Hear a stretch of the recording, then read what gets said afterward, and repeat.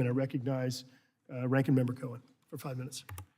Thank you, Mr. Chair, and welcome everybody. And I particularly want to say I'm aware of this is Cohen family that's here, and that you continue to represent your loved ones who were lost in that terrible, horrific crash, and that you're here to see that we have safe and good transportation. I'm from Memphis, Tennessee, and Pinnacle Airlines, which was then Cohen, was out of my city, and I regret that, and they didn't run their airline necessarily as well as they should have. They ran it on the cheap. So I apologize.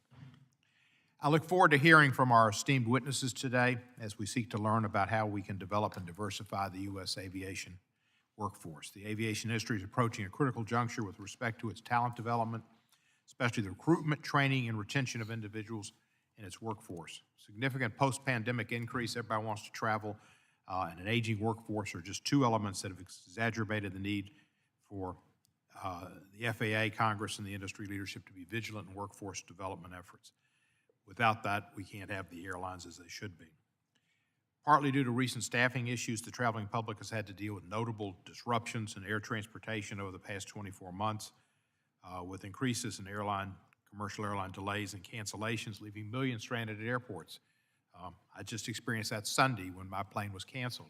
Alex, have we found out why yet? Not yet. We've been trying. They said it was weather, but nobody else knows anything about the weather that would have done that, so I was stranded. Last year, 20% of flights arrived behind schedule, resulting in 1.3 million delayed flights. There were roughly 181,000 canceled flights in 2022, exceeding 2021. These statistics suggest Congress must move with an urgency to potentially developing the workforce and ensure U.S. air travel could continue to meet the demands of our public.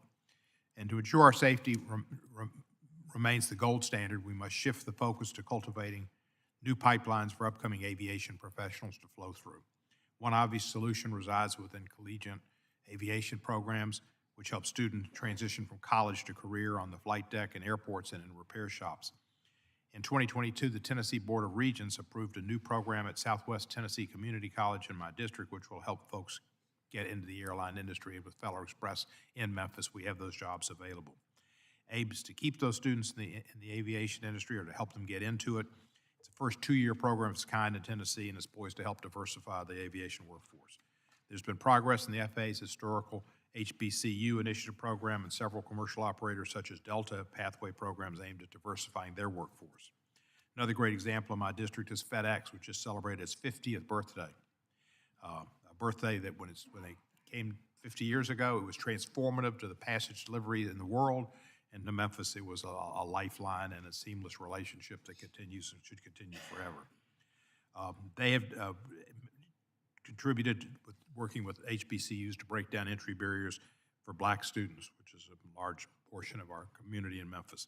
They've created and funded 3 programs since 2021, which aims to empower and educate HBCU students while also connecting them to internships and mentorship programs within the FedEx network.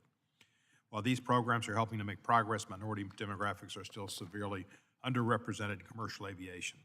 Black Americans constitute only 3.4% of professional pilots, 5.6% of airport management positions, and 9.5% of air traffic controllers, whereas women comprise only 20% of the aviation workforce. To rectify this issue, strengthen the workforce, and protect the industry's longevity, the concepts of diversity, equity, access, and inclusion must be at the forefront of our endeavors. I applaud the FAA, Congress, and the aviation stakeholders for their efforts thus far in helping move the needle in the right direction to develop the U.S. aerospace workforce.